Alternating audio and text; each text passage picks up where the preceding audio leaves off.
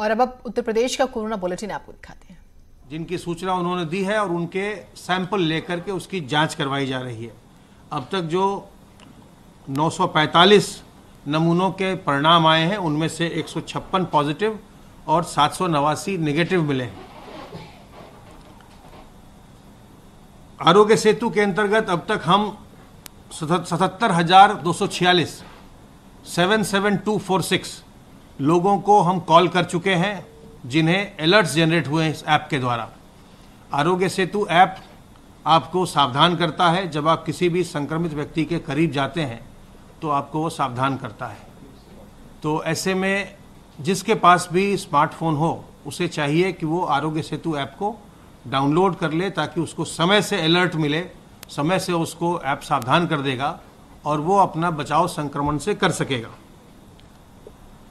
जो कंटेनमेंट की एक्सरसाइज होती है इन्फेक्शन के कंटेनमेंट के लिए हॉटस्पॉट एरियाज़ में और नॉन हॉटस्पॉट एरियाज़ में, उसके लिए लगातार हमारा सर्वेलेंस का कार्य जारी है। सर्वेलेंस के कार्य के अंतर्गत अब तक हम 17,252 इलाकों में, जिसमें 5,417 हॉटस्पॉट के इलाके हैं और बाकी 11,835 नॉन हॉटस्पॉट के इलाके हैं, उनमें सर्वेलेंस का कार्य हुआ है। 1,19,236 टीम दिवस के माध्यम से, जिसमें 90,60,833 घरों का सर्वेलेंस किया गया।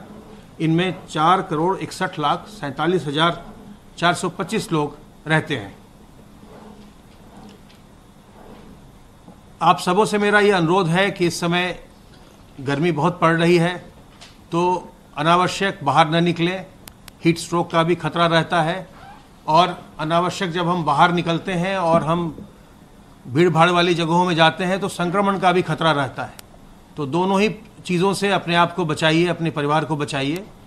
और विशेष करके जो हमारे बुजुर्ग हैं, जो लोग पहले से किसी बीमारी से ग्रस्त हैं, गर्भवती महिलाएं हैं या छोटे बच्चे हैं, इन्हें घरों में ही रहना चाहिए जब तक अत्यंत आवश्यक न हो, किसी चिकित्सीय कारण से या किसी अन्य कारण से, तब तक इन्हें घर से बाहर नहीं निकलना चाहिए, क्योंकि जो संक्रमण है इस समय मौजूद है और इन लोगों के संक्रमित होने पर जटिलताएं उत्पन्न होने की संभावना ज़्यादा रहती है।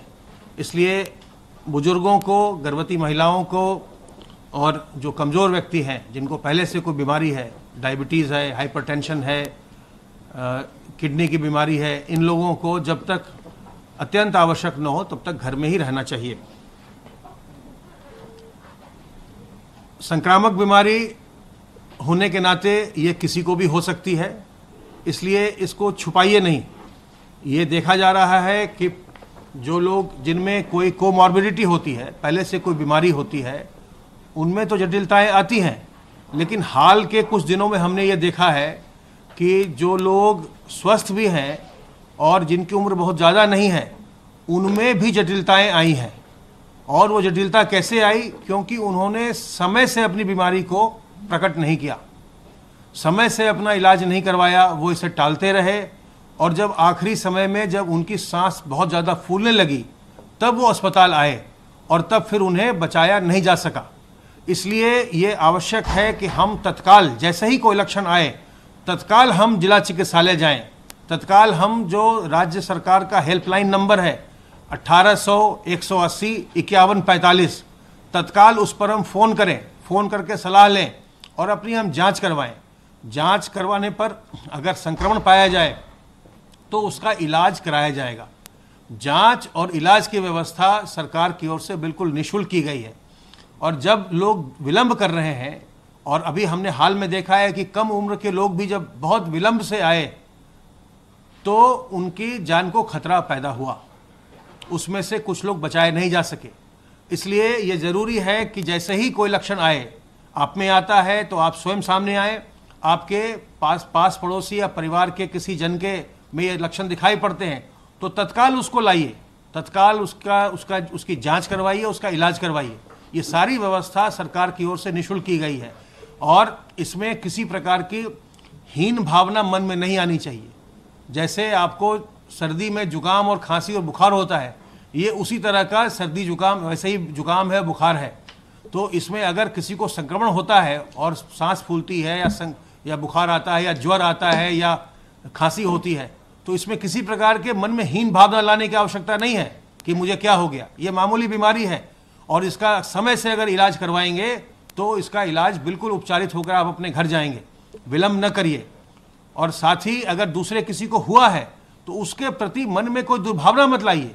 और मैं आपसे ये बार बार निवेदन कर रहा हूं कि जिन लोगों को कोरोना हुआ और जो उससे पूर्णतः उपचारित हो चुके हैं, जो हमारे कोरोना विजेता हैं, उनको चाहिए कि वो सामने आए और मुख्य चिकित्सा अधिकारी को, अथवा आप हमारे हेल्पलाइन नंबर पर भी फोन कर सकते हैं 1800 180 5145 पर फोन करके हमें सूचित करिए कि आप वॉलंटियर के रूप में कार्य करना चाहते हैं, क्योंकि आपको अब कोई संक्रमण का खतरा नहीं है।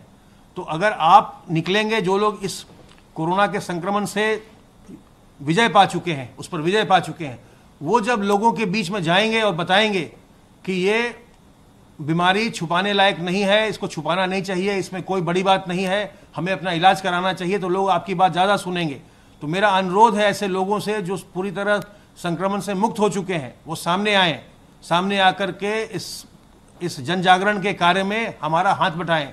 हम और आप दोनों लोग मिलकर के इस संक्रमण को नियंत्रित कर सकते हैं, इस पर विजय पा सकते हैं।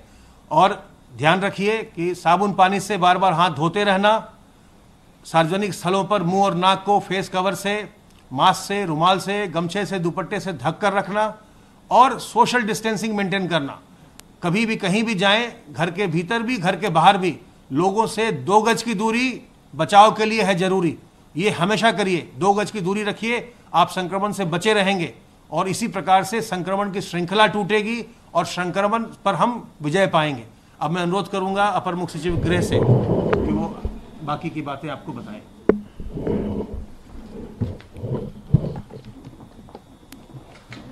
माननीय मुख्यमंत्री जी ने आज टीम 11 की बैठक ली। उनके द्वारा मानव संसाधन के संदर्भ में कहा कि ये उद्योग जगत की रीढ़ है। कोई भी उद्योग बिना अपने मानव संसाधन के नहीं चल सकता है और जो बड़ी संख्या में श्रमिक आए हैं उनका राष्ट्र के निर्माण में महत्वपूर्ण योगदान है। उन्हीं का वो पसीना है जिससे कि हमारा पूरा उद्योग जगत, हमारे जितने उद्यम हैं वो आगे बढ़ते हैं। माननीय मुख्यमंत्री जी ने प्रदेश में आए कामगारों और श्रमिकों के श्रम को उत्तर प्रदेश के नव निर्माण के लिए एक जो है अवसर के रूप में देखने को कहा। आज आपको मालूम है कि माननीय मुख्यमंत्री जी ने 1000 रुपया प्रति परिवार की दर से 10,48,166 श्रमिक परिवारों के खातों में राजस्व विभाग के माध्यम से धनराशि जो है उपलब्ध कराई है। माननीय मुख्यमंत्री जी ने जो ऑनलाइन व्यवस्था हस्तांतरण की है, ये धनराशि कोविड फंड से उपलब्ध कराई गई है और इतनी अच्छी और बड़ी धनराशि एक साथ सभी लोगों को मिली, ये एक सुखद अनुभूति है। और प्रदेश के लिए एक कह सकते हैं कि जहां झंडा जो है गाड़ा गया है।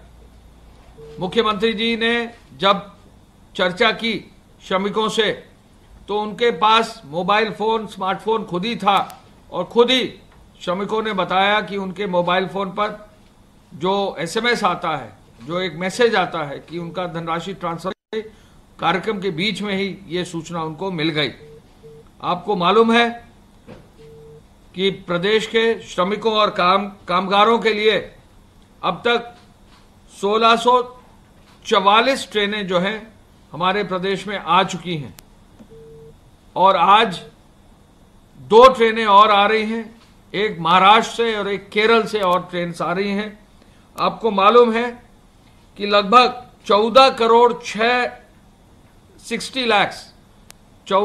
60 लाख लोगों को 5 बार से अधिक 36.40 लाख मीट्रिक टन खाद्यान्न बांटा जा चुका है और अब छठे चरण का खाद्यान्न भी 20 जून से जो है जल्दी ही बांटा जाएगा। पूर्व में ही 33,63,000 से अधिक दिहाड़ी श्रमिक, मजदूर, नगरीय श्रमिकों को 336.23 लाख करोड़ रुपए की धनराशि दी जा चुकी है। आपको मालूम है कि लगभग 6.5 करोड़ फूड पैकेट्स अब तक हमारे प्रदेश में जो है विभिन्न कम्युनिटी किचन से, सरकारी किचन से, एनजीओस की किचन से बांटे जा चुके हैं। मनरेगा में 43 लाख से अधिक श्रमिक एक दिन में कार्य कर रहे हैं और लक्ष्य यह है कि 1 करोड़ मानव दिवस का जो है टारगेट जल्दी पूरा कराया जाएगा। स्किल मैपिंग के लिए 33 करोड़ से ज्यादा लोगों की स्किल मैपिंग भी जो पूरी डेटाबेस तैयार हो रहा है, जिला मजिस्ट्रेटों ने उसको जो है भर लिया है। राजस्व विभाग का लक्ष्य है कि जहां आज मुख्यमंत्री जी के कर कमलों से 10 लाख से अधिक लोगों को धनराशि दी गई है, अगले 10 लाख का भी डेटा बैंक अकाउंट का वो बहुत जल्दी ही उसको संकलित कर लेंगे। एमएसएमई और बृहद इकाइयों में 40,41,000 लोगों को रोजगार मिला है। तो एक और हर व्यक्ति को जो प्रदेश में लौटा है उसको किसी न किसी रूप में जो है लाभ दिया जा रहा है। राशन किट जिसमें 10 किलो चावल, 10 किलो आटा, आलू, रिफाइंड ऑयल, मसाले, नमक, सभी चीज जो है देकर हर श्रमिक को 15 दिन की जो है राशन की आपूर्ति करके उसको घर भेजा जा रहा है। ये एक अनूठी व्यवस्था है जो हमारे प्रदेश की देखा देखी में अन्य प्रदेशों में भी इसका अनुसरण किया गया है।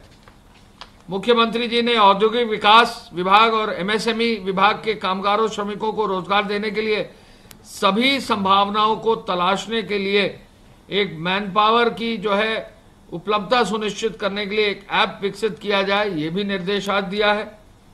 कामगारों श्रमिकों को सामाजिक और आर्थिक सुरक्षा दी जाए, इस पर विशेष बल देते हुए बीमा कवर देने पर भी उन्होंने आदेश दिया है। कामगारों और श्रमिकों को रोजगार के अधिक अवसर मिले, इसके लिए विकास की योजनाओं को भी तीव्र गति दी जाए, ये निर्देश भी मुख्यमंत्री जी ने आज दिए हैं। पूर्वांचल एक्सप्रेसवे के बारे में, बुंदेलखंड एक्सप्रेसवे के बारे में मुख्यमंत्री जी ने आदेश दिया है कि इनको और तेज किया जाए और जहां इनमें श्रमिकों की आवश्यकता है तो जो हमारे प्रदेश में लौटे हैं उनको इन एक्सप्रेसवेज और हाईवे की योजनाओं से भी जोड़ा जाए। आपको मालूम है कि पूर्वांचल एक्सप्रेसवे को अगर आप उसका हवाई दौरा करेंगे तो आज 50% से अधिक पूर्वांचल एक्सप्रेसवे अगर आप उसका एरियल सर्वे करेंगे तो काली दिखाई देगी, यानी उसका ब्लैक टॉप तैयार हो गया है। इस महीने के अंत तक उसकी पूरी फिजिकल प्रोग्रेस 50% से पूरी हो जाएगी। हमारी कोशिश यह है कि पूर्वांचल एक्सप्रेसवे के जितने भी बड़े ब्रिज हैं उनका नदी में या जहां नहर है वहां पिलर जो है पानी के स्तर से ऊपर आ जाएं, जिससे कि हम बरसात से पहले ही मेजर ब्रिजेस और आरओबीज को पूरा कर लें। बहुत तेजी से इस एक्सप्रेसवे पर काम हो रहा है और हम लोगों का प्रयास है, माननीय मुख्यमंत्री जी का आदेश है कि इस सबसे बड़े प्रदेश के सबसे बड़े प्रोजेक्ट को टाइमली और टाइम से पहले ही इसको पूरा कर लिया जाए। बुंदेलखंड एक्सप्रेसवे का काम तेजी से चल रहा है। मुख्यमंत्री जी ने ये निर्देश दिए आज कि इस एक्सप्रेसवे में बुंदेलखंड क्षेत्र के भी श्रमिक और कामगार आए हैं, उनको उनसे जोड़ा जाए। बुंदेलखंड एक्सप्रेसवे में अब तक 6.5% करीब काम हो चुका है और मुझे बताने में खुशी है कि बुंदेलखंड एक्सप्रेसवे में जो मिट्टी का कार्य है वो लगभग टारगेट से, लक्ष्य से दुगनी गति से अब चल रहा है, यानी 27% सड़क की मिट्टी अब तक पड़ चुकी है और बुंदेलखंड एक्सप्रेसवे का भी जो है काम बहुत तेजी से चल रहा है और कोशिश ये है कि निर्धारित लक्ष्य से पहले ही इस कार्य को पूरा किया जाए। मुख्यमंत्री जी का आदेश है कि दिसंबर जनवरी 2021-2022 की शुरुआत तक इसको हर हालत में पूरा कर लिया जाए। 296 किलोमीटर की ये सड़क है। मुख्यमंत्री जी ने कोविड चिकित्सालयों की व्यवस्था को और मजबूत करने के निर्देश दिए हैं। डॉक्टर्स और नर्सिंग स्टाफ को नियमित रूप से राउंड लेने का निर्देश दिया है। माननीय चिकित्सा शिक्षा मंत्री मेडिकल कॉलेजेस का और मेडिकल कॉलेजेस के अस्पतालों का निरीक्षण कर रहे हैं। माननीय स्वास्थ्य मंत्री जी कई जनपदों के चिकित्सालयों का निरीक्षण कर चुके हैं। माननीय स्वास्थ्य राज्य मंत्री जी गर्ग साहब कई चिकित्सालयों का निरीक्षण कर चुके हैं। माननीय मंत्रीगणों के स्तर से जो है चिकित्सालयों का निरीक्षण हुआ है। खुद माननीय मुख्यमंत्री जी ने लखनऊ के, बस्ती के, आजमगढ़ के, गोरखपुर के, वाराणसी के चिकित्सालयों का निरीक्षण किया है और वरिष्ठ अधिकारियों ने भी निरीक्षण किया है। तो निश्चय ही बहुत तेजी से कार्य सभी मेडिकल सेटअप में हुआ है और खुद सीनियर ऑफिसर्स अब नए सिरे से भेजे जा रहे हैं, सचिव और प्रमुख सचिव स्तर पर, और हेल्थ के सीनियर ऑफिसर्स भेजे जा रहे हैं जो प्रदेश के विभिन्न अस्पतालों में मेडिकल कॉलेजेस का निरीक्षण करेंगे और कोशिश करेंगे कि वहां की जो सर्विसेज और बेहतर की जा सके। चिकित्सालयों में सफाई हो, कहीं गंदगी ना हो, बेडशीट्स बदल जाएं और डॉक्टर्स राउंड लें, ये एक पूरा निर्देश आज दिया है। पल्स ऑक्सीमीटर के माध्यम से ऑक्सीजन स्तर की अगर जांच कर ली जाती है तो बहुत जल्दी जो है पता लग जाएगा कि कौन सा मरीज जो है क्रिटिकल है, उसको कितनी जल्दी जो है सहायता दी जानी है। जब भी मरीज क्रिटिकल होता है तो उसके ऑक्सीजन लेवल जो बॉडी का है कम होता है और उसको इमीडिएटली उसको जो है सांस लेने में दिक्कत आती है और उसको इमीडिएटली ऑक्सीजन देना पड़ता है और अगर गंभीर हो तो वेंटिलेटर पर लाना पड़ता है। तो इस ओर इस दिशा ले जाने के लिए पल्स ऑक्सीमीटर के प्रयोग का विशेष बल मुख्यमंत्री जी ने दिया है, जिससे पहले ही समय से मरीजों को अस्पतालों में भेजा जा सके, डेथ रेट को कम किया जा सके। तो इस प्रेस कॉन्फ्रेंस के जरिए सरकार की तैयारियों के साथ साथ आपको जागरूक भी किया जा रहा था। एक छोटे से ब्रेक ले रुक रहे हैं, कहीं मत जाइएगा।